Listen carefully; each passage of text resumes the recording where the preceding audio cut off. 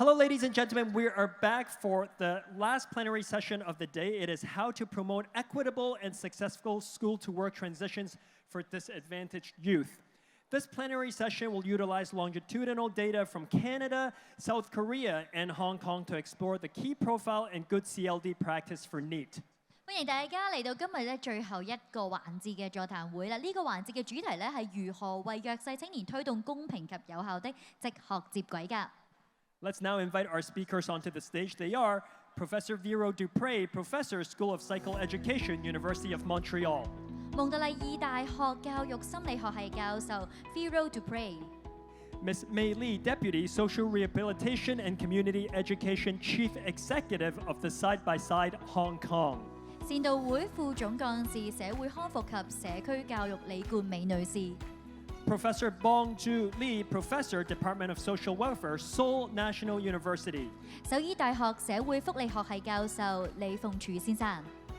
And to moderate for us, we're delighted to have Professor Stephen I, Professor, Department of Social Work, the Chinese University of Hong Kong. 香港中文大學社會工作學系魏石欽教授。再一次歡迎我哋所有嘅演講者。A reminder, of course, that there will be a Q&A after the panel. If you have any questions, please come up here to the mic. And for those friends online, please ask using Zoom. Thank you very much. We turn the time over to you, Professor. So thank you. So let's start our plenary section number 3 to promote equitable and successful school-to-work transition for disadvantaged youth.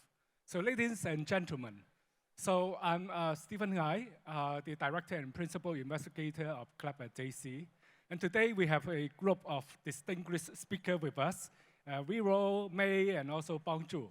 How about at the beginning, you just say a few words to our audience. So we start with Bong Joo. Sure.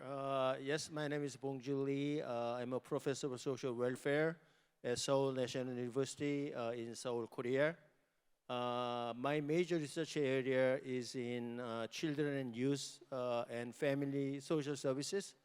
And because of that, over the years, I've been involved in developing, but also evaluating major youth development and NEET prevention programs in Korea. And I guess that's why I'm here. Thank you. So thank you, Bong Joo. Hello, everyone. This is Mei Lee from SideBySide. I'm Deputy Chief Executive of SideBySide. I'll be mainly doing the social rehabilitation and community education. Myself, I have doing the youth service over 30 years, so we can share more in the coming section. Hello, everyone. My name is Véronique Dupéré. I'm a professor at the University of Montreal, and my work focuses mostly on young people who struggle to finish high school on time and on their school-to-work transition. So I also work in program evaluation with young people with that kind of profile. So actually, we are now conducting some longitudinal study together. So we hope that today we can share with you some of our key findings about the profiles of disadvantaged youth, some of the effective good CLD practices, and also some of the impact. And later on, we really hope that you may raise some questions for further discussion. So how about I buy the time, and may I ask the first question, which is about the profile of disadvantaged youth. So Bong Joo, Vero, and May, can you share with us the distinct profile of disadvantaged youth in South Korea, Canada, and also in Hong Kong? Sure. First, let me begin by providing you a broader context for the school-to-work transition issue in Korea, especially for the disadvantaged youth. There is obviously a prolonged school-to-work transition going on in Korea, and one of the issues has been that the gap in life chances of those youth who can afford to make an investment during that period, and those who don't have that kind of resource, there has been increasing gap in life chances. So that has become a major issue, and these uneven chances among youth resulted in increasing inequality, and this sort of the inequality situation has caused losing hope in the losing hope for the future in the disadvantaged youth group. So that has become a major social economic issue. Now, in terms of the NEET profile in South Korea, surprisingly, NEET rate, official rate in South Korea is about 20%, which is much higher than, say, OECD average. So that also is a very alarming situation, I must say, in Korea. Now we are involved in doing study of examining characteristics of NEET, for example, by gender and by region. And this is one of the study results that we just began in 2023, looking at employment type of the youth. And about 60% of the youth in this disadvantaged youth group, we found they are in unemployed or not in labor situation. But more importantly, those youth who are involved in employment, we find many of them, about 20%, are in a what you call a temporary employment situation. So you are dealing with a very unstable employment situation in South Korea. Now, very briefly, the problem of NEET is obviously a problem because it delays and it decreases human capital in the short term. But I think the more important issue is a long-term effect, what you might call as a scarring effect, which decreases the future employment and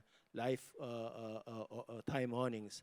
So you find actually in the empirical study, the NEET situation in the critical years leads to or can lead to long-term poverty.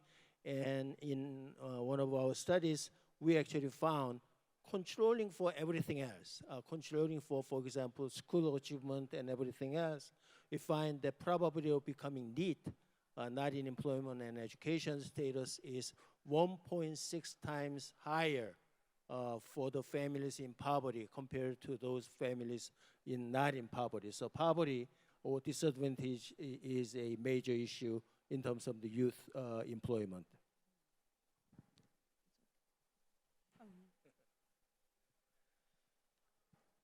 All right, so I will tell you a little bit about the young people in Canada. So can I have my PowerPoint? Thank you very much. Okay, so yeah, so I wanted to start by conveying the voice of young people from Canada through a State of Youth report that was issued a few years back by the Government of Canada.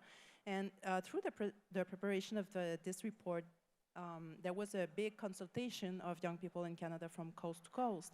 And young Canadians were invited to talk about their top priorities for their future and their careers and their life in general. And as you can see, out of 6 priorities that were identified through this process, 3 have to do with access to employment opportunities, learning opportunities, and leadership opportunities. So these questions are extremely important for young people in Canada. Unfortunately, as elsewhere, in Canada, not everybody have access to interesting employment and education opportunities. And at any given point in time, about 12% of young Canadians are out of employment and education. However, this group is a very diverse group of individuals. And when you go and ask young people outside of employment and education what has been their main activity in the past year, for most of them, it was actually studying or working. So NEET situations are often temporary and transitory and not necessarily problematic.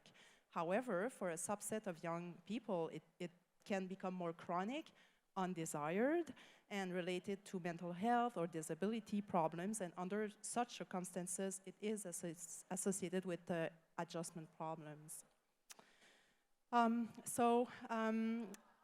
Some groups are very much more affected than others by NEET situation in Canada. And one group that is more affected are Indigenous youth in the country. And to convey this fact, I wanted to show you this map because I think it's very revealing of this situation in Canada. So what you see on this map are the 10 Canadian provinces at the bottom in light pink. And you can see that in this jurisdiction, the average is pretty much similar across the provinces and close to the national average. But when you go up north in Canada and you enter the Canadian territories, some of which are indigenous territories, including Nunavut, it's an Inuit territory, you can see that the percentage of young people who are NEET can become very high, so it reaches 50% in that community. So this morning we saw that Canada had a very nice report card on the OECD country, but we're not doing that well on that front. But it's getting better, and indigenous communities are preparing a lot of innovation, and they're really very innovative on that front in the country. And also, young people who do not have a high school diploma on time are also at risk, and it can reach rates close to 50% in that segment of the population as well. Okay, thank you. And now is the point? Oh, yeah, we have to change. Yeah. Thank you. Now is the term in Hong Kong. In the Hong Kong context, we have the profile with under CLAP, that big scheme. We see share the profile with you guys. First of all, the agenda we see is almost half and half. A little bit more for the male participants is about 52.5%, and the other side is for the female participants of the youth is about 47.5%. For the age group, we from 15 to 29, is the highest group is the 18 years old. But for the categories, we found from 15 years old to 18 years old is the highest, amongst that around 58%. And for the education, because of their age, we can find that most of them is the senior secondary. And the other second category is the primary secondary school. But one part of the education we have to take a note is about the diploma. Above diploma, the education is around 18%. This is the profile of our non-engaged youth in Hong Kong. For the, most of them are Chinese, around 90%, and the other 10% is the ethnic minorities. Among them are Pakistan, around 4.7%. This is our profile of our disadvantaged youth in Hong Kong. We get the baseline. Before they join the club, we get the baseline. We can see them from school to work transitional status. From Professor Bong out in Korea, around 58% non-engaged. Our side in Hong Kong, we found a little bit more. This is 62.5% non-engaged in employment or other traineeship or other apprenticeship. We have 62.5 non-engaged. Last one, I want to share with you guys, we categorize for 4 special target groups. This is our main target groups in our club projects. First of all, is the young mother. We have the 4.5%. And the other one is the most participant is the youth at risk. Youth at risk, including the hidden youth, the school dropouts. And the third category is the ethnic diversity, or we call ethnic minority, is around 8.2%. Last but not the least, this is the most challenging group. This is a group of institutional youth groups, around 30%. This group, we sit back to think. We talk about school to work. For institutional youth, they are not only school to work, they are school to institution and to work. So the challenges I will share with you guys more in the second half. I just share the profile first and back to Professor Ai. Okay, so thank you, Bong Joo, Vero, and May, about sharing the situation in South Korea, Canada, and also Hong Kong. So ladies and gentlemen, you can see from their sharing that despite different socio-cultural contexts, there are different exhibitions of young disadvantaged youth. Some involve ethnic minority status, some involve social class status, and some also involve involvement in criminal offense. But you can see this kind of disadvantage have some long-term effect. I'm just quote Bong Joo mentioned. It's about scarring effect and also have mental health consequences. Yes. So My follow-up question is like this. Having this kind of big challenges, are there any good practices across the 3 regions that you've identified that can be able to help young people to have better school-to-work transition? So, Bong Joo, what is your view? Sure. Obviously, this is a huge challenge. The NEET problem itself is a difficult issue, but it is more difficult for the disadvantaged youth. So I want to say a little bit about our experience in developing a NEET prevention program for the disadvantaged youth in South Korea. The demonstration project was funded by Korean Community Chest several years ago. And we started with sort of conceptual overview of the challenge that we are facing.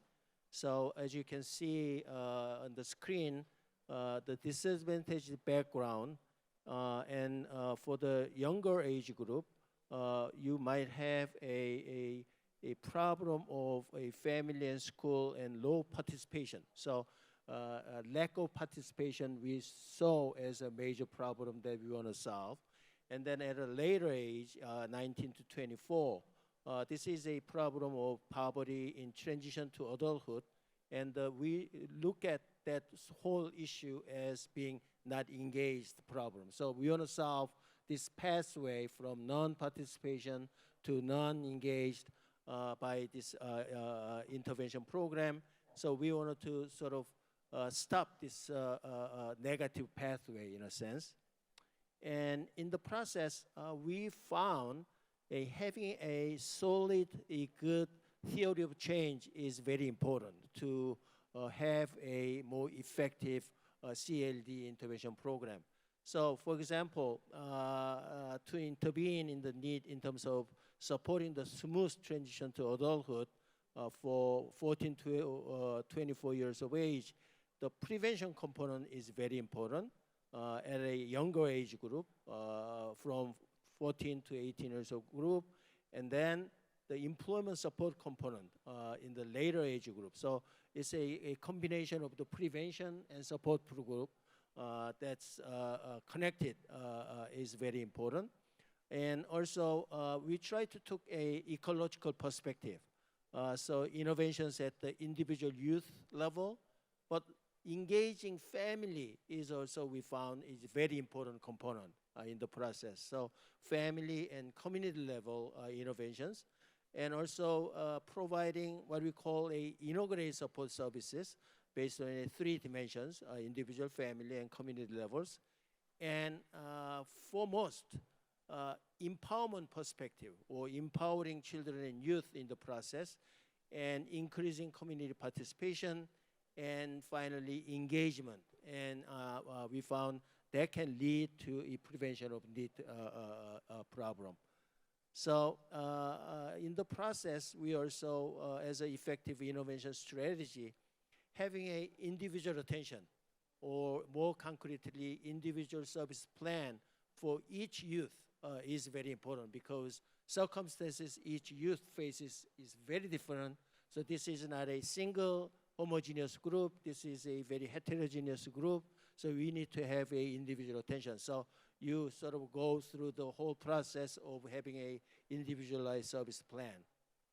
So by conclusion, we found effective approaches include comprehensive integrated services, and that includes involvement of diverse actors, service providers, and supporters at the community level, and building network, strong network among them is a very important component.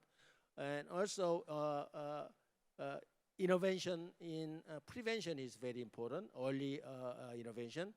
And obviously, engagement effort, being able to see the pathways to the future is very important component of it. And from an empowerment approach, also a capacity building. But in order to build capacity, we found having a clear goal is a clear and very specific goal is also very important in the process.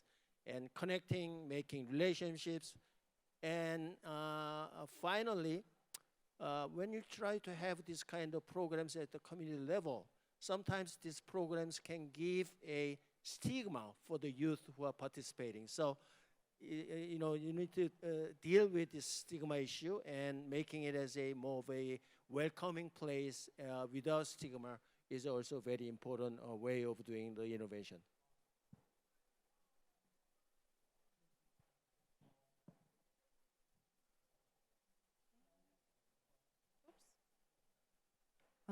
It's not the right slide. Okay, perfect, thank you.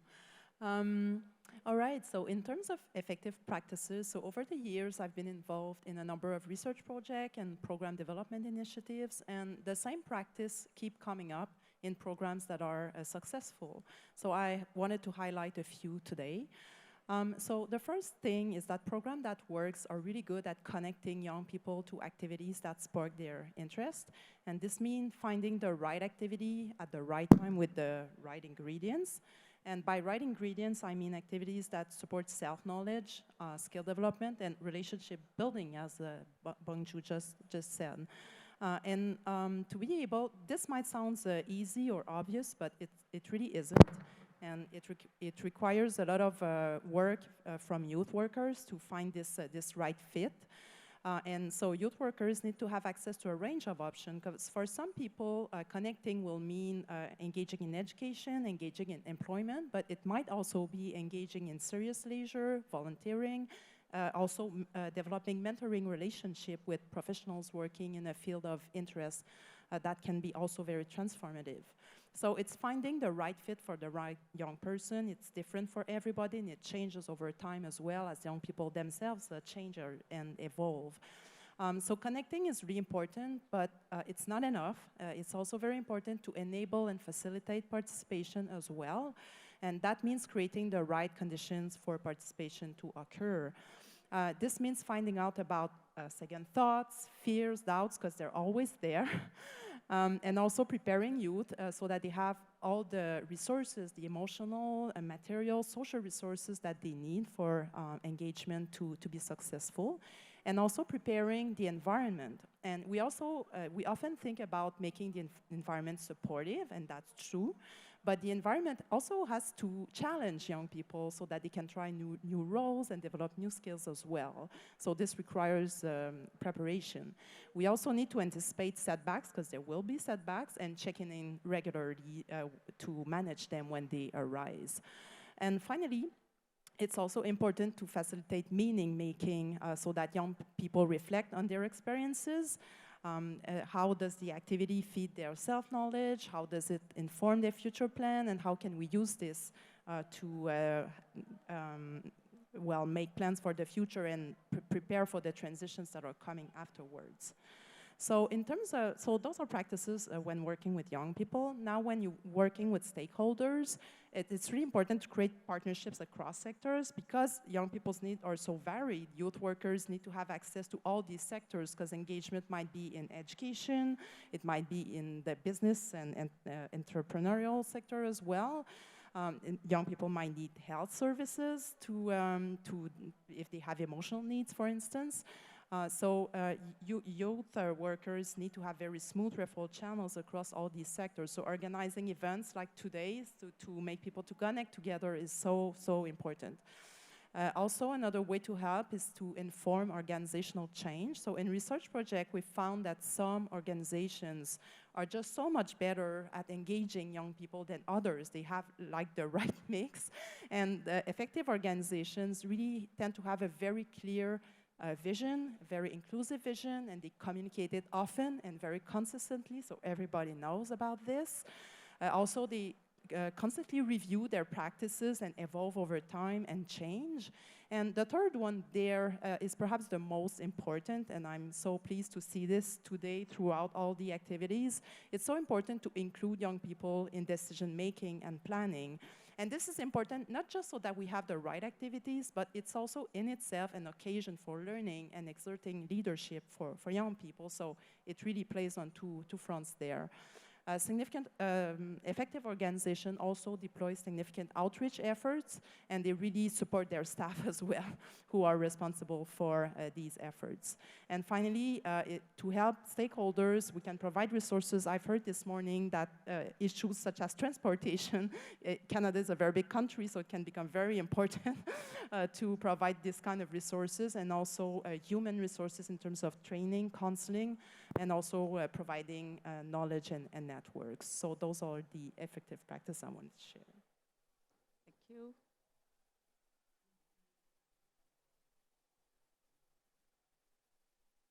Okay. Okay, this turn I share with you, ladies and gentlemen, about the Hong Kong situation, about the institutional youth. Because we have 4 categories, now I have focused on 1 category for the good practice of the institutional youth. First of all, we can imagine anyone, if institutionalized in prison, they are so isolated. This is the physical isolated. We can imagine and well understood. And the other side, we found the autonomy of the individual, of the youth, is diminishing, both physical and emotional. They lack of the autonomy to choose when to wake up, when to sleep, and how to do the things. All the things are scheduled. So the autonomy, not only physical and also emotional. Additional, information also lack of autonomy because they are closed in cell. And the other things they are facing the challenge is about the peer influence or peer relationship. You know, in the institutions, there are lots of different backgrounds of the youth in the same cell, in a very small place. And peer influence is very influential to them. And the other side, because of the guilty, because of the lack of the hope in the future, their mental issues or mental situation also affected.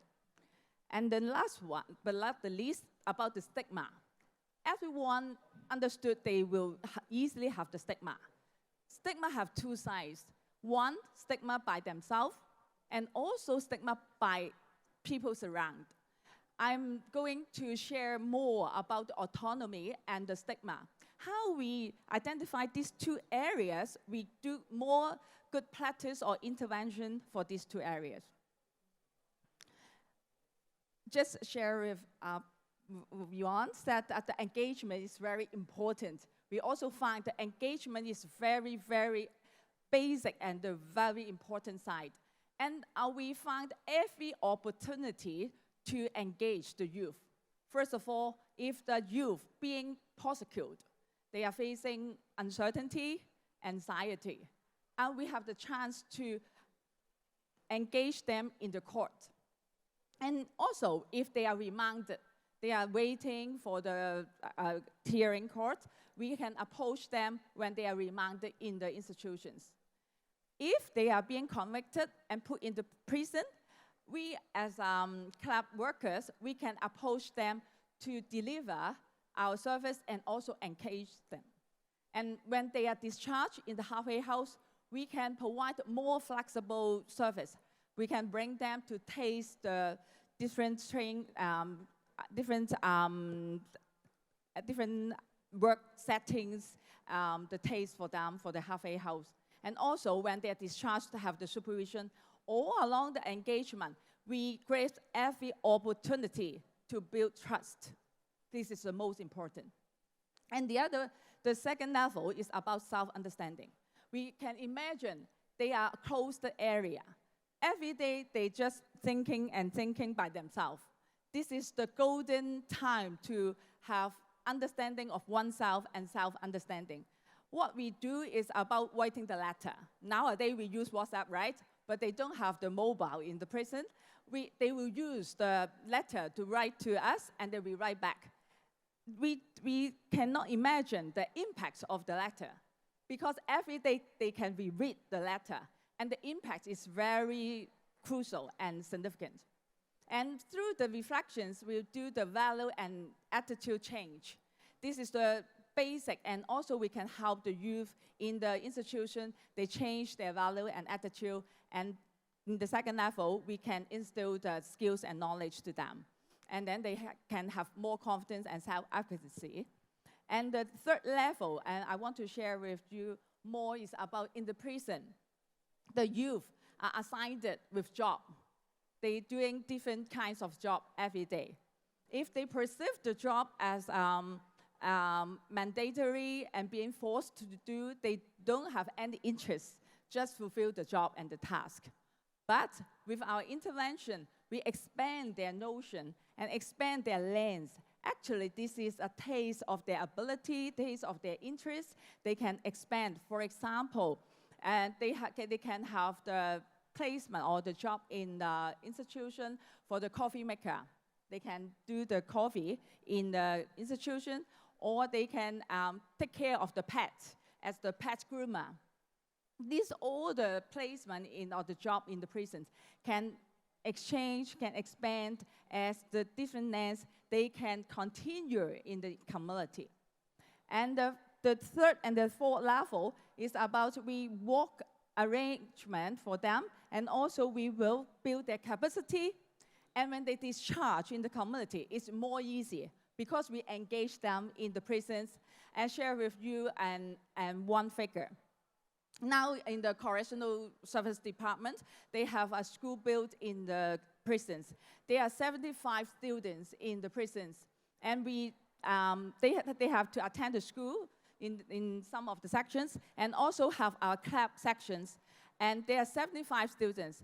75 students among them, 99% of them telling us they want to continue the expansion of the club development after they discharge because of our good engagement with them in the very beginning.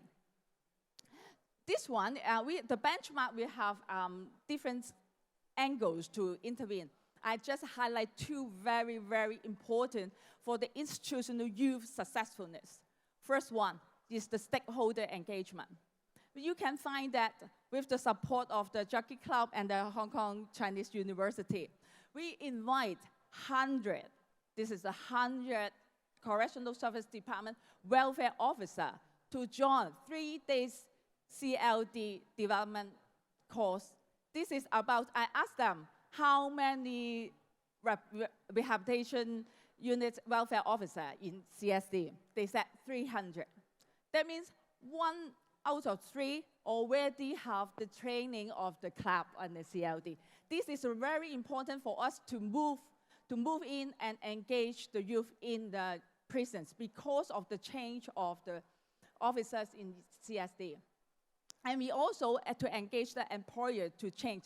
After they discharge, if no one employed them, they are still the same. So we engage the employer to align the lens, how to perceive our youth, how to perceive their talents, not only about their peers' self. And the individual, we engage them for consolidation and also transformation. And the last one, we have the stakeholders, we have the enabling environment, increased understanding, and also upskills and extended their lens. Then this is the sharing. Okay, so thank you, Bong Joo, Vero, and May for sharing the good practices across the 3 regions. I can see display different kind of practices. There's some similarity. The key point is that we need to move beyond problem-focused kind of approaches. Right. And then we need to look into the strength and also provide the maximum autonomy for young people to think about their individual pathway. Yes. I think, May, your case is really clear. Even when they are not totally free, because they are in correctional institution, yes, we can still show our respect and also provide the maximum space for them to reconsider their direction. Yes. So this kind of intervention should start as early as possible. That we need to have the preventive kind of approach. The other one is about the social connectivity. I think that is really important. Right. To have stakeholders engagement. And apart from resources, the most important point is that to give young people the trust with some adults outside the family, so that at the end, they know that there's someone outside they can trust and also they can rely on. This is really important.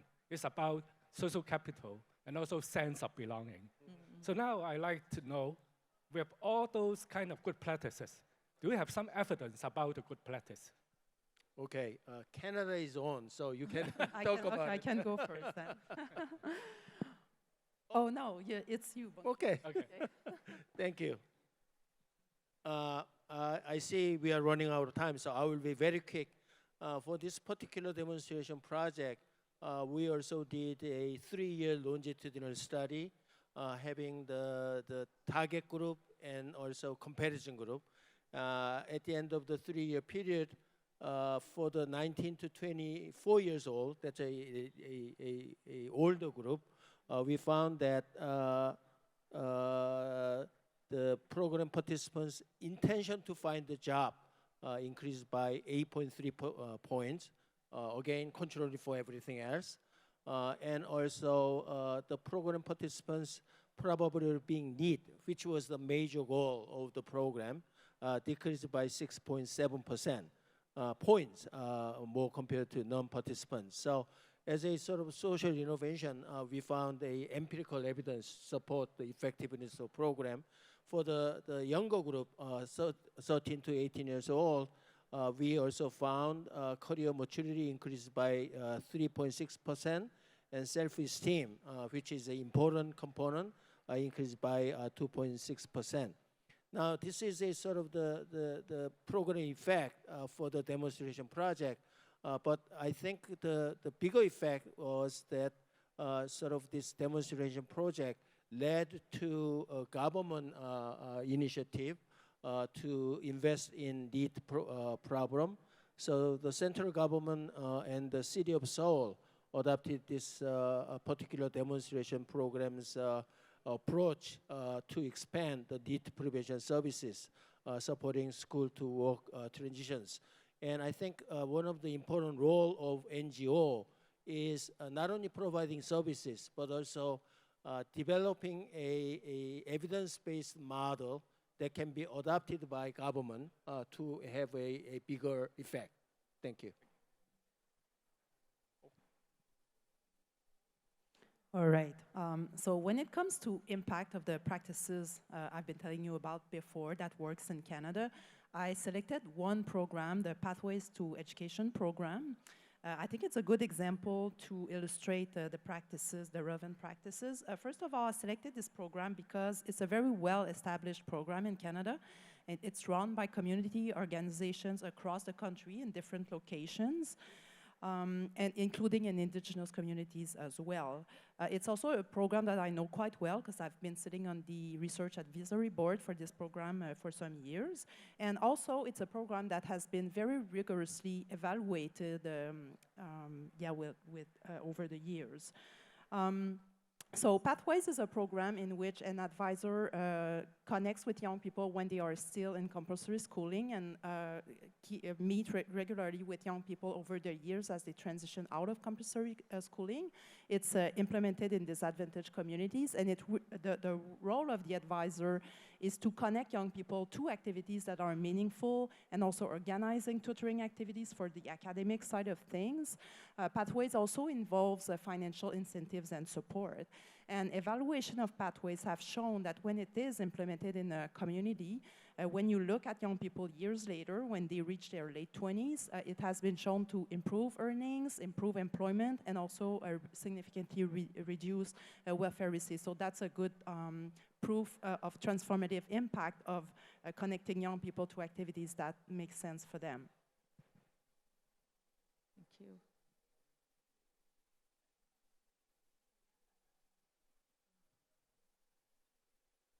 Okay, this turned into Hong Kong impact. And in tourists, it's a higher lifetime income and the upward mobility for the youth. The first point is that the non-engaged youth after joining the club have the higher earning income every month, 86% compared with the control group. And the second one is the higher lifetime income. It's very attractive. If the youth joining the club, they will pursue better and more education. In the lifetime, they can earn more. How much is the 9.5 million for one youth? And the third ones, they are more more employers want to employ them. The double, not only double, 80 times if they join only 4 months. 23 times if they join more than 4 months. It's very attractive figures, right? And then last but not the least, it's about they are more easy to be promoted to the decent work. It's about they have more autonomy and they are more enjoyable for the job if they join the club. It's a 78% out of the control group. I will share one more slide. It's about the lifetime income. This shows the value for money, right? For the youth, if for the lifetime earning, they will have, everyone, they have 15,500 every month more. If for the lifetime we multiply, we have 6 billion. 6 billion for the youth, they will, joining the club, they will earn more. And also, because we have the institutional youth, they have around 9% less to recommit the offending behavior. Then it helps the saving the cost of the criminal case. One criminal case is cost around 240,000. And we multiply criminal costs around 870 million. We combine these two, 6 billion and 8,700 million, minus the Hong Kong Jockey Club investment, about 5 million, the minus. And then our result, ultimate goal is if we invest $1, we got more than $13 get back the reward. And this is very rewarding and encouraging result for all of us. We all join together to get that result.